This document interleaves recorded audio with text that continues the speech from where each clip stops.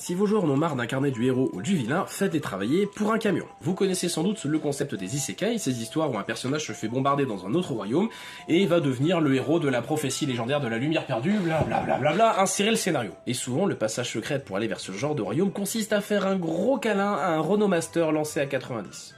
Mais si la prophétie n'est pas assez précise par exemple, on pourrait imaginer que les héros se fassent invoquer trop tôt et puissent cartoucher le méchant avant même qu'il ait lancé son invasion. Ou si personne n'arrive à retirer l'épée légendaire dans la forêt Kokiri là. Résultat, 3 ans plus tard, Ganondorf il est dans son salon en pantoufle en train de regarder Touche pas mon poste. Il faut bien quelqu'un pour attraper le coup, et c'est là, justement, que vous lancez vos joueurs. Imaginez que Link est dans un donjon, il est en train de galérer depuis des plombes sur une énigme. Ce serait l'occasion d'envoyer vos joueurs pour lui filer un petit coup de main. Ou plus tard, dans le donjon, il y a un boss qui est trop dur, c'est pas grave, vous envoyez vos joueurs empoisonner ses chocs à pic, et il sera plus faible après pour le combat.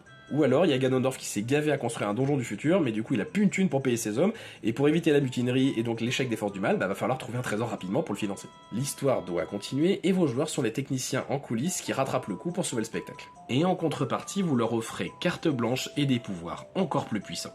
D'ailleurs, ça me rappelle qu'il me manque un joueur pour ma partie. Michel, il est garé où le camion déjà ?